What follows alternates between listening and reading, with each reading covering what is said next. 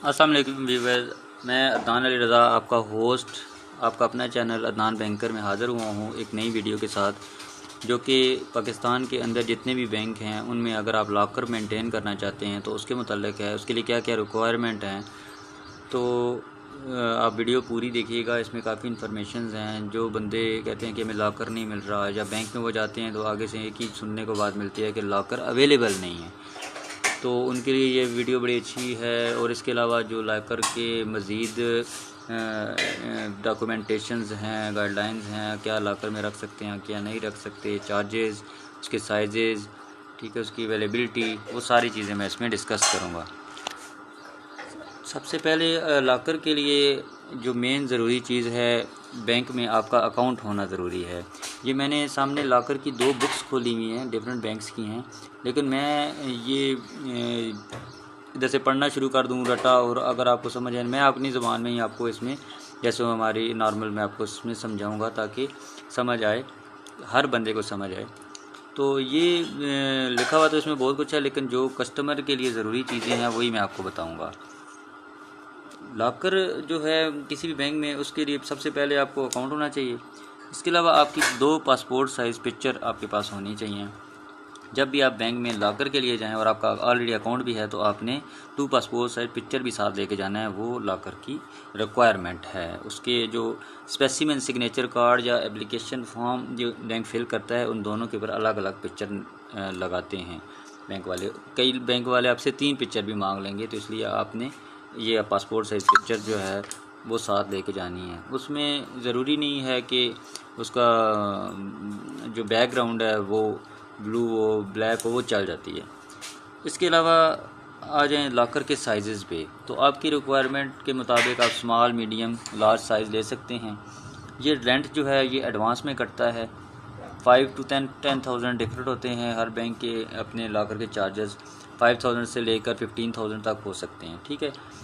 Small के 5 होंगे, medium के 10 और लार्ज के 15 आप जहन में रख लें। लेकिन लार्ज में 11,000 12,000 तक का भी मैक्सिमम है, लेकिन इसमें आपको बैंक से कंफर्म कर लीजिएगा। ये चार्जेस एडवांस कटते हैं, और जितने लॉकर के चार्ज होते हैं इतनी बैंक की सिक्योरिटी भी होती है, वो भी एडवांस कटते हैं। जब आप लॉकर क्लोज़ करते हैं तो सिक्योरिटी वापस आपके अकाउंट में आ जाती है, लेकिन जो लॉकर के एडवांस रेंट होता है वो आपको फिर वापस नहीं मिलता। सिक्योरिटी होगी, लॉकर का रेंट हो गया, ये 2 चीज़ें आपने याद रखनी हैं।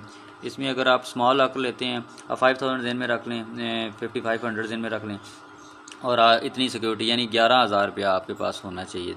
आप अगर स्मॉल लॉकर लेने जा रहे हैं, 2 पासपोर्ट साइज पिक्चर होनी चाहिए आपके पास, और आपका उसी बैंक में जिस ब्रांच में जा रहे हैं उसमें अकाउंट भी होना चाहिए।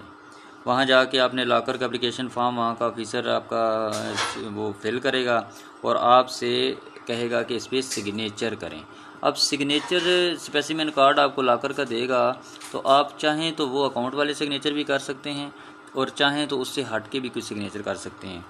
ये आपके है, क्योंकि ये आपका लॉकर के जो होता है कॉन्फिडेंशियल होता है मामला, तो आप इसमें। इसके अलावा अच्छा, सबसे इम्पोर्टेंट बात, आप इसमें वेपन, असला वगैरह नहीं रख सकते, उसका भी एक फॉर्म आपसे साइन करवाया जाएगा।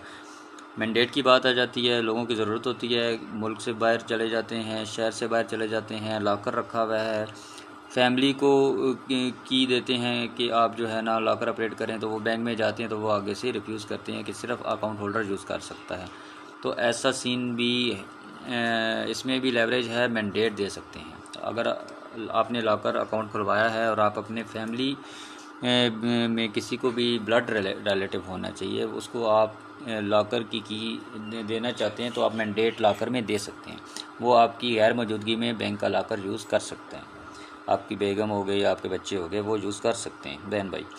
अच्छा, इसमें मैंडेट के लिए बैंक का वही फॉर्म होगा मैंडेट वाला, और उनकी भी इसी तरह पिक्चर वगैरह लगेंगी, और वो भी इसी तरह वेपन आर्म प्रोहिबिटेड फॉर्म वगैरह, इस तरह एसएस कार्ड वगैरह सिग्नेचर करेंगे सब, और वो बैंक उनको भी मैंडेट दे देगा। उनका अकाउंट अगर नहीं भी है उस बैंक में, तो फिर भी मैंडेट उनको मिल जाएगा।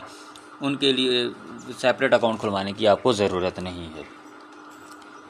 इसके अलावा आपने जो की लेनी है वो आपने अपने पास संभाल के रख लेनी है। वो की जो है ना, आपको नेक्स्ट टाइम उसको अपडेट करने के लिए लाकर वो ज़रूरत पड़ती है। और अगर वो गुम भी जाए तो आपने फ़ौरन इमीडिएटली उसमें अपने बैंक को इतला देनी है और ताकि वो ला करके आपके जो चेंज है, लॉक चेंज वो करवा लें। इसके अलावा जहाँ अब सामने आपको स्क्रीन पे मैनुअल नज़र आ रहे हैं, इनमें भी वही चीज़ें हैं जो मैंने आपको बता दी हैं। जैसे 1.3 आप आ जाएँ, ये फर्स्ट वाले में जैसे मीज़ान बैंक वाला, आई थिंक ये मैनुअल है, इसमें लिखा है नॉन अकाउंट होल्डर को लाकर नहीं देंगे। इसके अलावा पावर ऑफ अटॉर्नी, इसमें अब कस्टमर जो है अलाउ है, दूसरे बंदा ऑपरेट कर सकता है, वो जो मैंडेट की बात की है आपने। इसके अलावा lockers location and setup, lockers are required to be located separate from cash strong room. ये बैंक इंटरनल की पॉलिसी है, कैश काउंटर से हटके होना चाहिए। अच्छा, master key and customer key supply to customer at the time of locker is rented. So जो ही आपने लॉकर लेना उसी टाइम आपने की लेनी है अपने लॉकर की, ठीक है। ये नहीं कि बैंक वाले कह रहे हैं कि लॉकर की आपको कल मिलेगी, ये नहीं होता। उसी वक्त आपका अकाउंट खुलेगा, आपने की डिपॉजिट देना है, उसी टाइम आपने अपनी की अपने पास संभाल के रख लेनी है, और कभी भी किसी को आपने की नहीं देनी जब तक आपका लॉकर अकाउंट क्लोज़ नहीं हो जाता। इवन बैंक वाले भी आपसे की डिमांड करें कि आप की हमें दे दें, तो ये चीज़ नहीं होनी चाहिए, रिटर्न होना चाहिए जो भी है, और जब तक लॉकर अकाउंट क्लोज़ नहीं होता आपने की नहीं देनी है। अच्छा, आगे इसमें branch manager shall designate and custodian, ये बैंक का एक कस्टोडियन अपॉइंट होता है जो आपके साथ फिर जो है ना लॉकर अपॉइंट करता है। लॉकर पे सिर्फ एक आपकी चाबी नहीं लगती, एक बैंक वालों की भी लगती है, वो एज अ जॉइंट कस्टोडियन होते हैं आपके साथ, ताकि आपके ये सेफ होता है मरल्ला कि आपको उसमें जो भी चीज़ें हैं वो महफूज रहें। बाकी लॉकर की वो जो इंटरनल ये बैंक के अपने रूल रेगुलेशन लिखे हैं कि ग्रेड लोन उनका जो है ना वो सेपरेट होता है, लॉक रहता है हर वक्त, कोई स्टाफ उसके अंदर नहीं जा सकता, ठीक है। और कीज़ जो लगाती है वो नॉमिनेटेड बंदा ही लगाता है। तो आपका ये काफ़ी हद तक लॉकर जो बैंक का है सिक्योर होता है, और इसकी इंश्योरेंस भी होती है। अभी वीडियो काफ़ी लंबी हो रही है, मैं इंश्योरेंस का आपको हल्का सा इसमें बता देता हूँ कि 1 मिलियन स्मॉल लॉकर पे 1 मिलियन तक इंश्योरेंस होती है। अब ये ऊपर नीचे होती रहती है, कभी पहले 5 थी, फिर 1 मिलियन हुई, अब ये आगे 1.5 भी हो सकती है, जैसे जैसे डिवेल्यूशन ऑफ मनी हो रही है। मीडियम की इसी तरह डिफरेंट 2 मिलियन, और लार्ज की अप टू 3 मिलियन जो है ना ये होती है। अब बैंक में डिफरेंट हो सकती है, ये आप बैंक की वेबसाइट से भी देख सकते हैं। तो इंश्योरेंस जितनी कवर है कोशिश करें उससे उसके अंदर ही चीज़ जो है ना, इतनी ज़्यादा भी कीमती चीज़ अंदर ना रखें कि इंश्योरेंस कवरेज भी जो उससे ब्रीच हो रही है। मीनवाइल आपने अगर उसमें कैश रख दिया 1 करोड़ और आपकी इंश्योरेंस लिमिट 1 मिलियन थी, और अगर थेफ्ट हो गया बैंक में और लॉकर भी अगले तोड़ के ले गए और हर चीज़, तो आपको तो उतने ही अमाउंट में इंश्योरेंस मिलेगी बैंक से जितना आपका इंश्योरेंस कवर होगा। तो स्मॉल अगर की जहन में रखिएगा कि 1 मिलियन तक होती है, इसलिए अगर आपने ज़्यादा कीमती चीज़ रख रहे हैं तो आप उस हिसाब से लॉकर को लार्ज लॉकर ले रहे हैं, ताकि आपको insurance cover in case of theft वो आपको अच्छा मिल जाए। इसके अलावा इसमें बैंक की इंटरनल पॉलिसी है चूँकि, तो वो फिर बैंक की अंदरूनी जो चीज़ें वो अनरेंटेड लॉकर और वो चीज़ें इधर आ जाते हैं। ये दूसरा अभी मैनुअल मैं चेक कर रहा हूँ, इसमें भी वही चीज़ें हैं, locker shall be rented on most valued customer. अच्छा, बैंक ने इधर आप ये अपने मीज़ान बैंक के मैनुअल में चेक किया होगा कि दोनों तरफ ना वो प्रायोरिटी दे रहे हैं एज ए, वो जो कस्टमर है उनका वैल्यूड कस्टमर है जिसके पास अच्छा डिपॉजिट है। तो जाहिर बात है बैंक है, डिपॉजिट के बगैर तो बैंक भी नहीं चलते, ठीक है। तो वो उनकी अगर वो वैल्यू दे रहे हैं तो ये बैंक की भी मजबूरी है, लेकिन आप फिर भी जो है ना पोलाइटली बैंक को कह के तो वो आप लाकर ले सकते हैं। तो और अगर आप उनको कोई अकाउंट वगैरह भी दे दें तो ये भी अच्छी बात है, जाहिर बात है बैंक डिपॉजिट के बगैर तो कुछ नहीं है। वैसे प्रायोरिटी उनकी होती है कि उन्होंने ये लाकर अकाउंट होल्डर्स जो टॉप अकाउंट होल्डर्स हैं उनको प्रायोरिटी देते हैं बैंक। इसमें आगे आ जाएँ, वही चीज़ें हैं, the specimen signature of licence shall be admitted, SS card sign होगा, वही मैंने जो आपको बता दिया था पहले। आगे उसके नाम डिफरेंट होते हैं, F28 F29, किसी बैंक ने F29 नाम रखा होगा, किसी ने एनेक्जर ABCD कुछ भी रखा होगा, तो ये इससे आपने घबराना नहीं है। जो भी एनेक्जर दें उस पर साइन का पोर्शन बना होगा, ऊपर बैंक का लोगो होगा, आपने उसको साइन कर देना है। वो फिर ये बैंक की अपनी बुक्स होती हैं, B15 होगा किसी का नाम, B16 होगा किसी का, A13 होगा, ये उन्होंने अपना काम खुद करना है। आपने बस की ले लेनी है और लाकर जो है ना ऑपरेट जो है ना वो करना है एज़ पर बैंक SOP। कोई इसमें ऐसी चीज़ नहीं रखनी कि वो आपके लिए मसला बने। और इसके अलावा ये इसमें मैं पढ़ता हूँ, the listeners shall not be given access to locker under any circumstance on Sunday and public holiday as well as see case of emergency.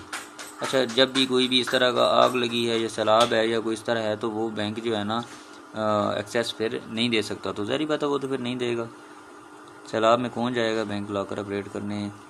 इसके अलावा अच्छा, ये फ़ी रिमाइंडर के बारे में लिखा है कि वो भी आपको बताता चलूँ कि फ़ी रिमाइंडर्स में ये होता है कि आप कि अगर सपोज़ जो ड्यू डेट है लॉकर की वो 10 अगस्त 2025 है, तो आपको बैंक 10 जुलाई 2025 को एक रिमाइंडर लेटर जो है भेजते हैं कि आप 10 अगस्त 2025 से पहले आप जो है ना वो अपनी फ़ी जो ओवर ड्यू रेंट है वो आप उसको ड्यू डेट के पहले जमा करा दें, नहीं तो आपका लॉकर ओवर ड्यू में चला जाएगा और फिर आपको वो उस पर रिस्ट्रिक्शन लगा देंगे। आप जब तक लॉकर के रेंट नहीं देंगे वो आप लॉकर यूज़ नहीं कर सकेंगे।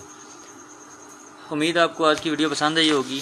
काफ़ी चीज़ें मैंने इसमें डिस्कस कर दी हैं, जिसमें चार्जेस बैंक के थे, इंश्योरेंस थी, उसके लिए रिक्वायरमेंट्स थी।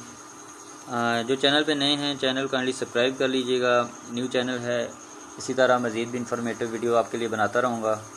तो तब तक के लिए अल्लाह हाफिज़, टेक केयर।